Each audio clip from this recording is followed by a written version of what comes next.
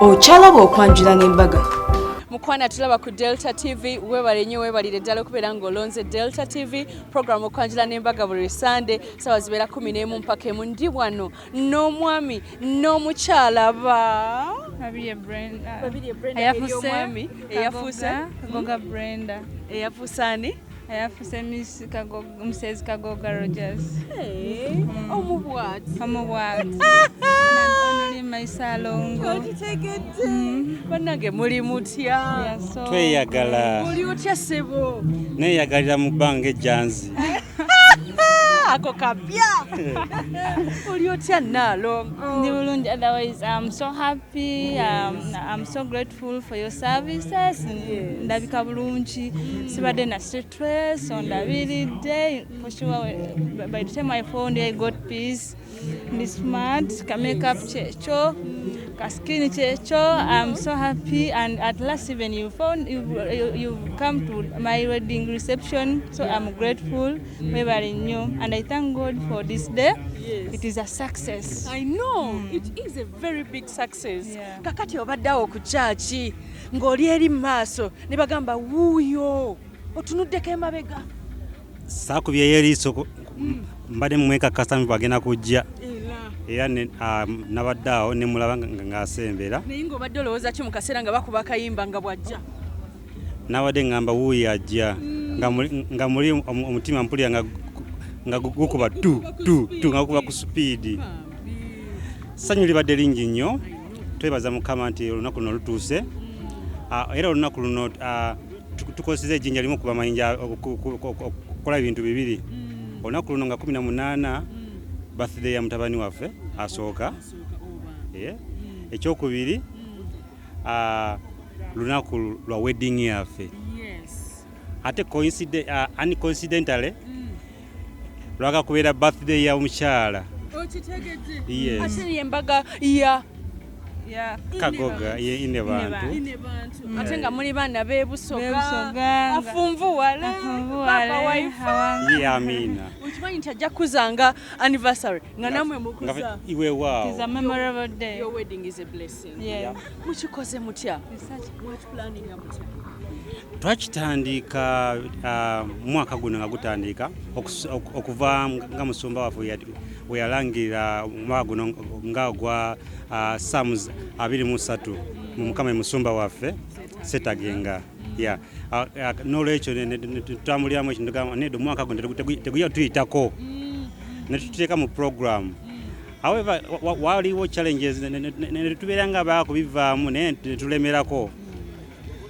Watuuka ekiseera ne tugamba nedda tulemere ku nsonga tukiguse. ne mukigusa yakigamba ddi nti ngenda kukuba embaga n'ebyenda bikwetokoti. I tell you, it was on Valentine's Day 14th February.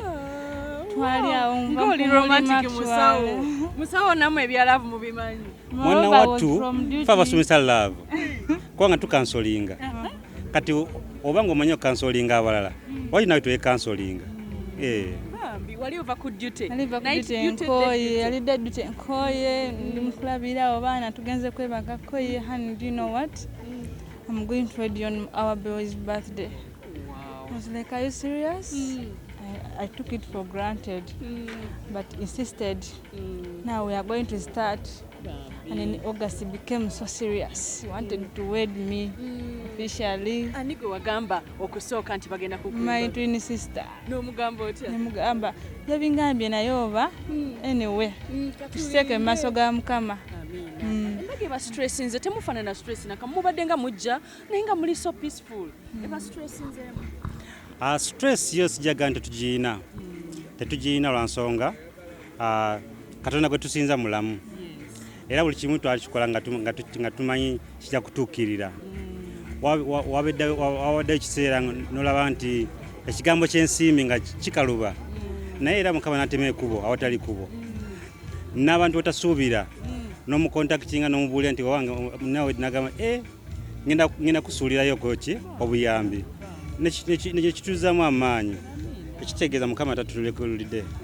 Wow. And no, we also twalinnyo ku kigambo kya Mukama Zaburi 23. Zaburi 23 Mukama ye musumba wange seetaagenga. Why would I need money? nga Mukama ye musumba wange. So we believed in that, and indeed God has made it. And we have not lack. Biki ebisinga okukuba ku mwami wo bitunulira omukwate nakawasinga okukuba? Ebisinga okukuba is a nice guy. His skin is brown, his color. Nekiwalaata kyenkyagala nnyo kyabugagga era butandise oba okitegeera tetwetaaga. Omukyala mukakkamu wampisa ayagaliza kyekisinga amakulu. Mbabuuza ani asinga okwagala munne? Ani asinga kakati asoko gamba ye nga yasinga 1 2 3 ani asinga okwagala munne? Yasinga. Lwaki kamukanyugira nga gwe yamukuba embaga? Ye nze ya proposinga oyinza okuproposinga n'ogamba omuntu nakolaki oba nakivaamu naga nedda sikyagadde naye unakyanjula nakyaniriza yensonga lwaki nga ntino yasinga. Nze ku lwange gwasinga kuba gwe yakitandika. Kiki ekyowamma? Katuteekeyo debate. Nteekeyo debate. Babirye loves Roger more. Roger loves Babirye more. Who loves him more? I'm a proposer. We both love each other more. Mwebaze ku wantu tubaleke. Mana nebaza nnyo omwami wange. Love you so much. I love you, baby. Thank you for being there for me. Thank you. By the way, she's my best beautiful Nalongo. Twina beautiful babies. Twina beautiful baby girl and a boy, king and queen. Netubeera on the elder son waffe tugambe celebrating a birthday olwaleero. Nga bafaanana ddala. Kama tu abana abalenzi. Abalenzi balina biwalaata.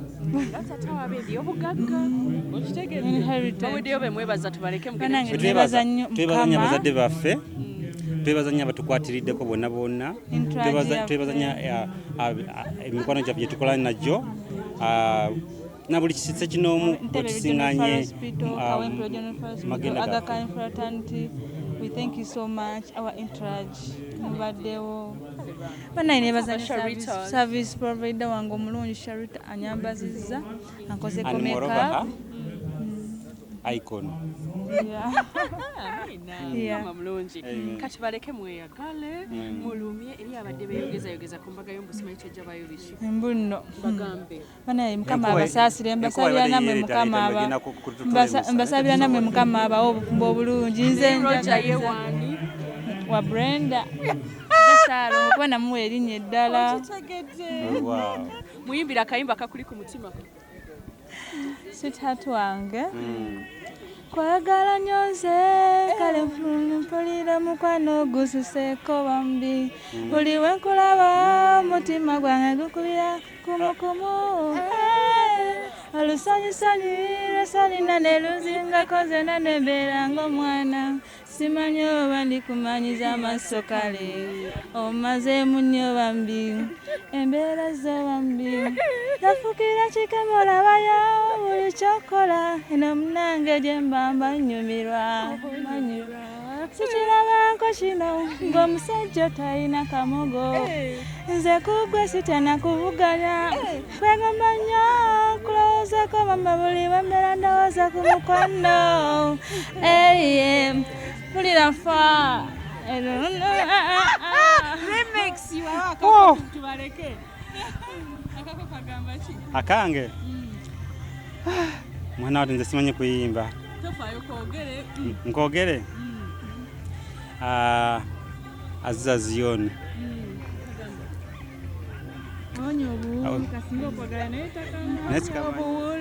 nange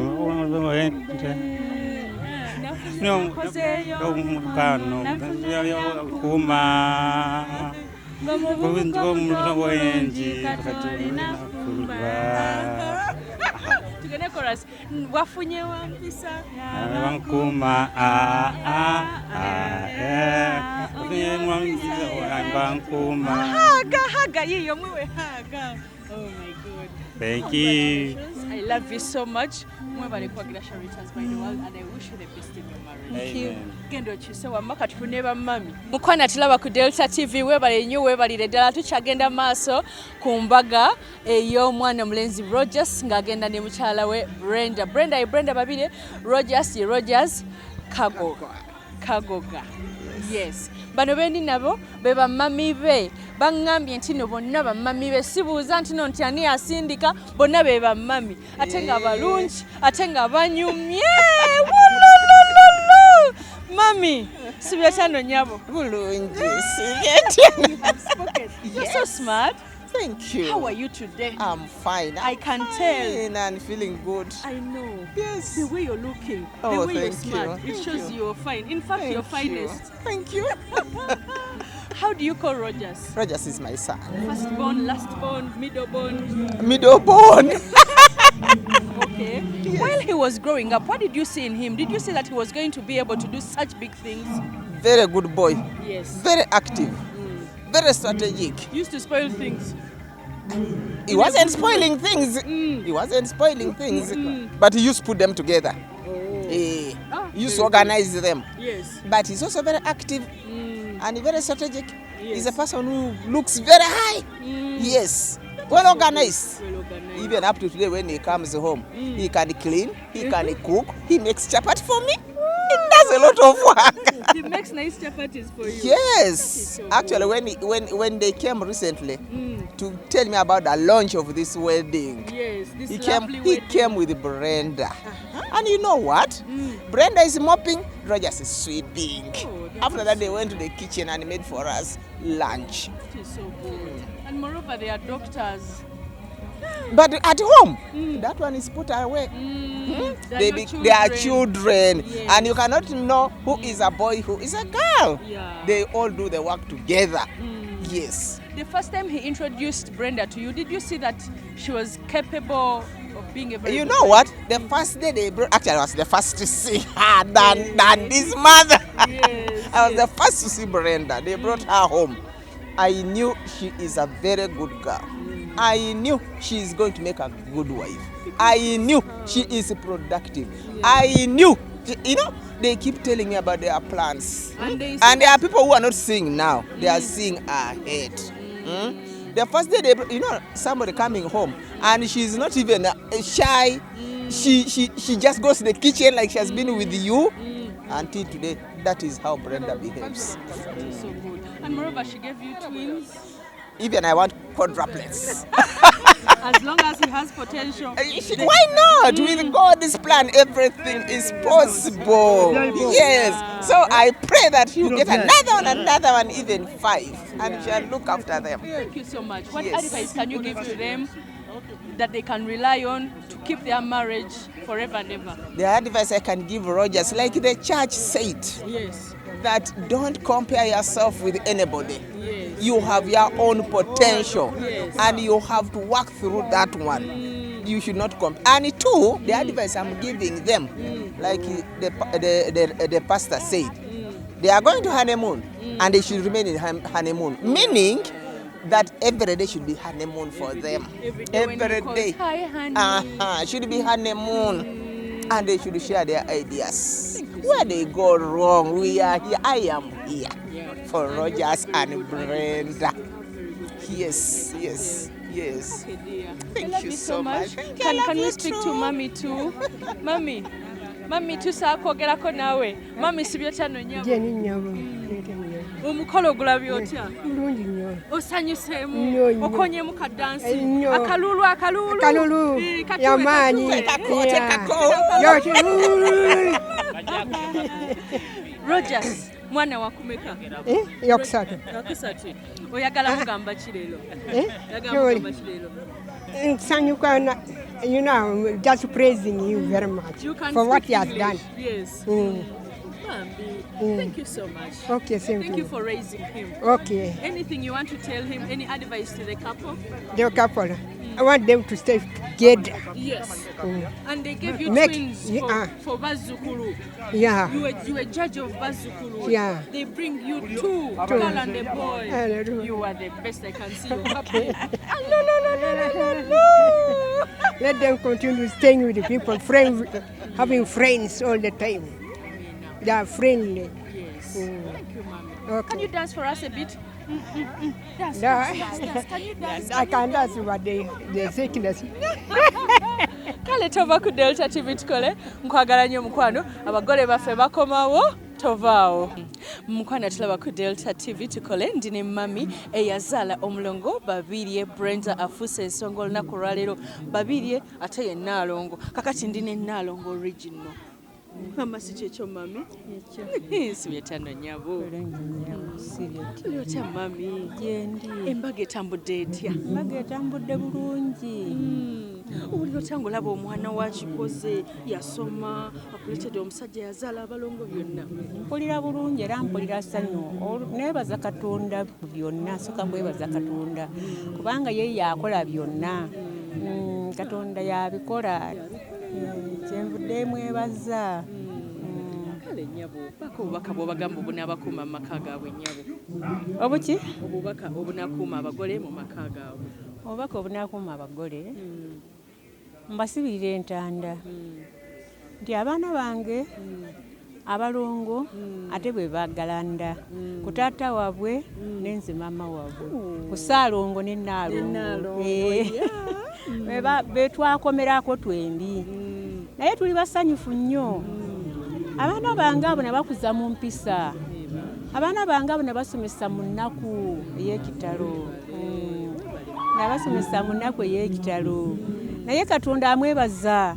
Lwaki neebaza Katonda? Nasomesa abaana bange abo mu nnaku naye nga ngulumiza Katonda. N'okutuusa kati ngulumiza Katonda.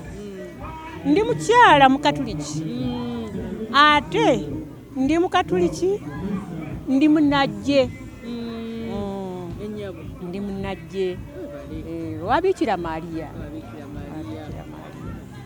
Naye Katonda oyo mwebaza.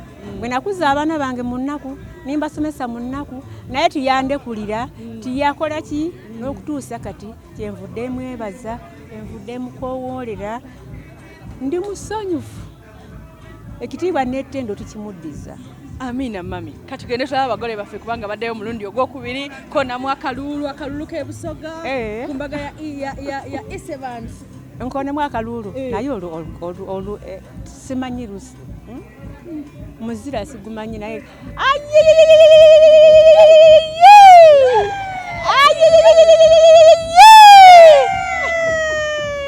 abagole bagenda kubanga baddeyo omulundi nga bakyuse engoye waabwe ye Kaganda Beda wabwire naye mulwadde ajja kuteera ali kukasekera amulesaawo nga ajja kutereera mukwano katongera okunyumira omukolo tovaawo nkwagala nnyo